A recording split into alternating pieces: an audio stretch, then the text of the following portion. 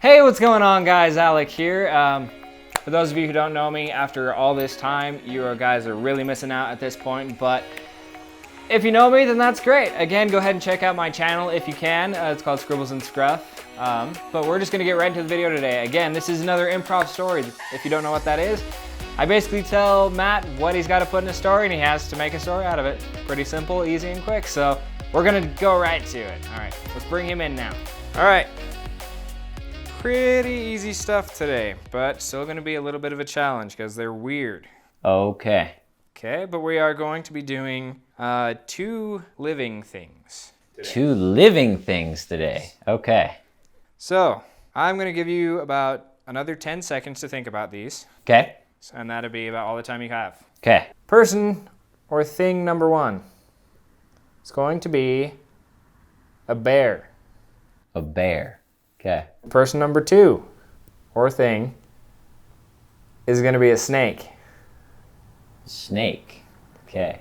And your one item is going to be a gold piece. A gold piece. Okay, and start. 5, 4, 3, 2, 1. Alrighty. Now take it away, my friend. Okay. All right.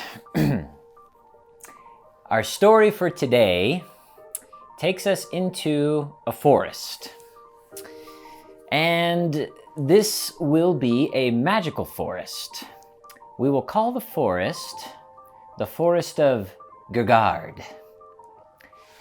So deep within the forest of Gegard lie a gold piece. And this gold piece wasn't just any trinket. It had a very special ability. The gold piece, if found in the possession of the person who wielded it, would turn a different color when it was around other gold pieces. That very fact made it the coveted piece of all of the kings in the kingdom. And by kingdom, I mean vast array of kingdoms in the surrounding area. So a hunt was issued, and they were off in search of the gold piece. We have Prince number one, who we will call Vlad, was in competition with the other princes. But Vlad was a noble soul and had a good heart. As he went through the forest with his band of troops, he came across, deep within the forest, some bear tracks. And he followed the bear tracks into a bear cave. Now, you may be wondering why he would do that. The simple truth is that he was hungry, and they were looking for food. But as he followed the bear tracks deep within the bear cave, it became obvious that the further into the cave he went, the more the cave lit up. As he went into the cave, various flashes of light would bounce on and off the walls, flashes of turquoise, green, yellow. And the further he went into the cave, the closer he got to the bear. But when he went into the cave, he heard this deep, "Who goes there?" And he says, "It's me, Vlad." And he says, "I know who you are. You are one of the princes in search of the golden trinket." And he says, "Yes, I am." And he says, "Come into my lair." And so Vlad enters in. The rest of the troops stayed out because they were afraid. So Vlad finally is brought face to face with the bear. Flashes of light continue to dash all across the cave. And he says, "Name your mission." And he says, Vlad to the bear, "I wonder if you're in possession of anything that might help me find this golden trinket." And he says, "I do indeed." And he says, "Please, tell me where the golden trinket is." And he says, "What do you want to possess it for?" I am one of the guardians of this golden trinket, and I do not give out information easily. In fact, all those who have pursued this golden trinket in the past have done so in vain, and many have died on the trek. And he says, I simply wish to retrieve the golden trinket for my king, who has wielded it, or who desires to wield it, to bring equality and abundance to those in his kingdom. And he says, so did all those who pursued the golden trinket in the past, so they say. But the closer one draws to the golden trinket, the more his heart fills with vanity and selfishness.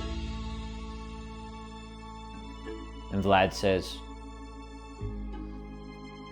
I seek the trinket nonetheless.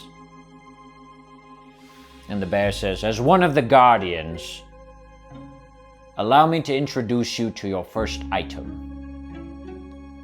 Item of things to be done in order to retrieve the golden trinket. And he says, please, tell me. And he says, you must find a snake, another guardian of the golden trinket. And the snake will lead you to the next destination. And he says, where can I find this golden snake?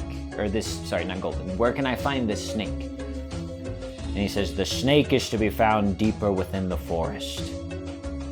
As you get closer to him, you will notice various sounds and various things that come up along the way. And the louder the sounds get, the closer you are to the guardian. And then Vlad thought it odd. He said, why are you giving me this information? I figured it would be more difficult to obtain it from you. And the bear said, my part of the guardian of the vessel is simply leading them to the next guardian.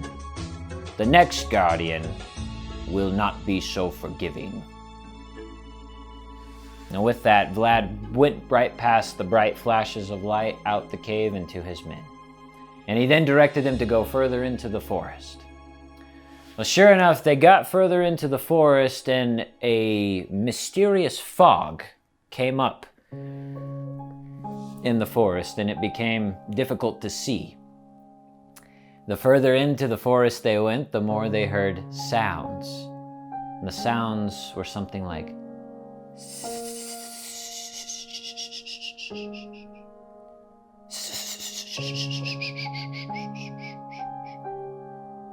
the sounds came from everywhere, which meant that the snake could be anywhere.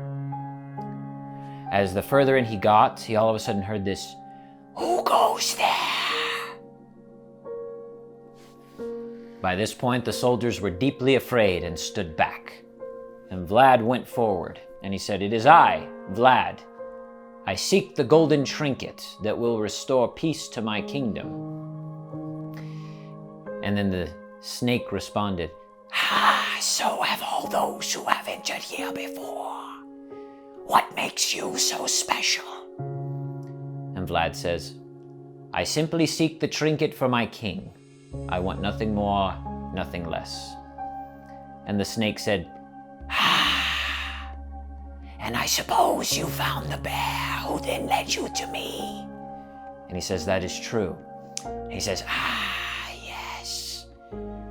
He has always been one to be so offering of the secrets of the trinket. But I will not be so forgiving. And he says, name your price. And the snake says, there is no doubt this golden trinket can be used for good, but it has more power to corrupt the hearts of men than any other trinket in this forest. And Vlad says, I desire it for my king. And the snake said, your task is simple. If you go down this path. And by this point, the snake had come out. The fog separated where he was at, and there stood a gigantic boa constrictor with eyes of turquoise and eyelids of gold. And he looked at him and he said, "Behind me lies the path to the trinket. Your task is simple. Stay on the path. And if you do so, remember your way back." Vlad thought to himself, well, that can't be too hard. And he says, "I will do so." And he says, "Enter here. Those of us will wait behind. And if you don't make it back, I will send your men back to the kingdom to deliver the news of your death." The fog where the snake had directed him to the path began to dissipate. And sure enough, there was a wooden path across a swampy area. Vlad approached the wooden path and then began to walk across. But as he walked across, he noticed that the wooden path was divided into sections. And the longer he stayed on a wooden area, the more it sank into the swamp. And so he had to run across. And as he ran across each one, the further apart the logs became. And so he hurried and hurried and hurried, and he made his way back across. Okay, that wasn't too bad. Then the next area, surprise, surprise, brought him further into the swamp where there was an entire bed of snakes. And then he noticed that there were steps that he could take around the snakes. And he made his way through each spot and then passed to the next section.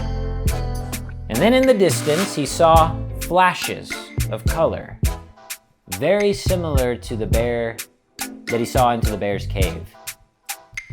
And he followed it into the direction.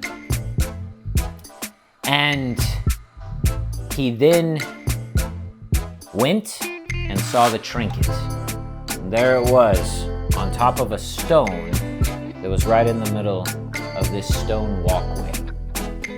So he goes, he grabs the trinket, and he declares himself victorious.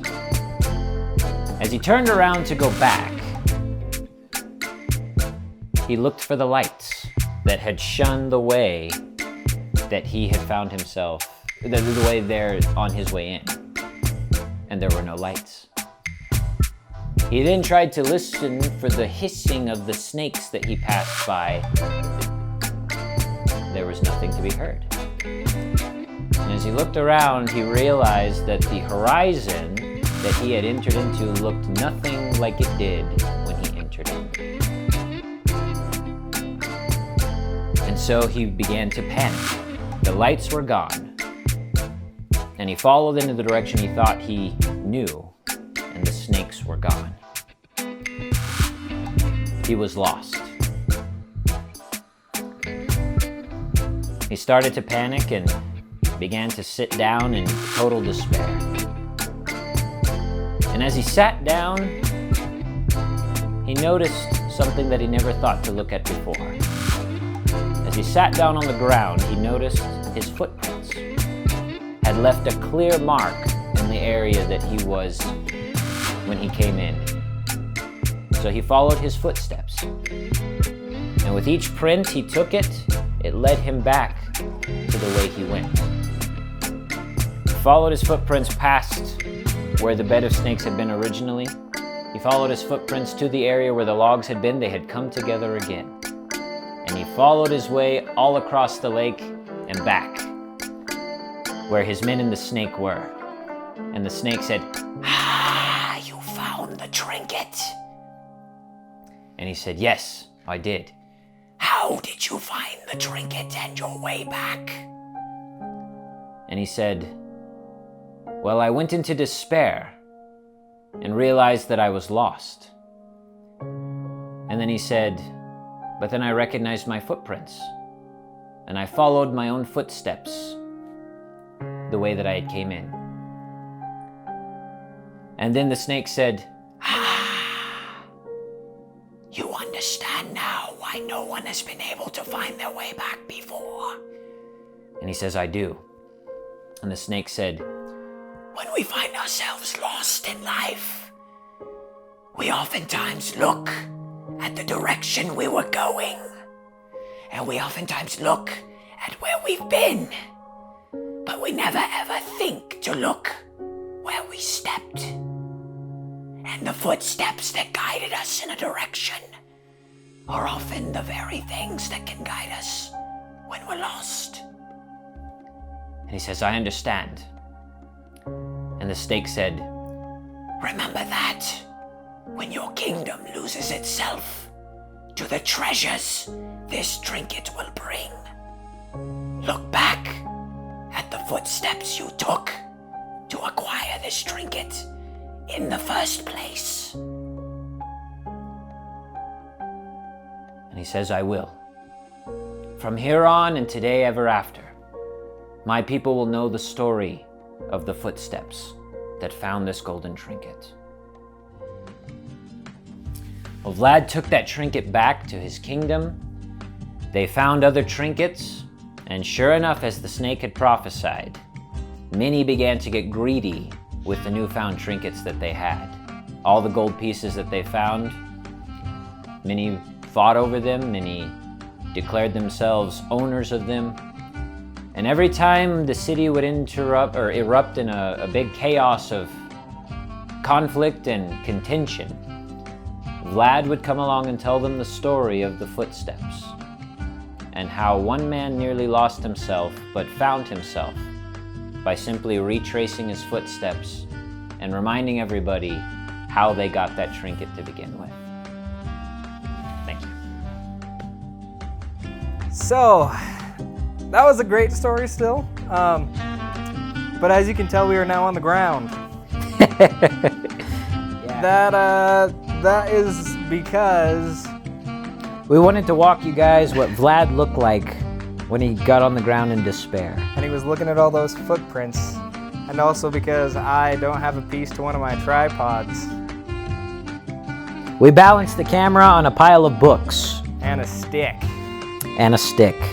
Basically. So yeah, you're gonna get all this uncut, beautiful falling that was shown. You're welcome. Yes. Anyways, thank you guys so much for watching, and catch us next time, hopefully, to see what else you can come up with. Yep. All right. Thanks so much. Bye. See ya.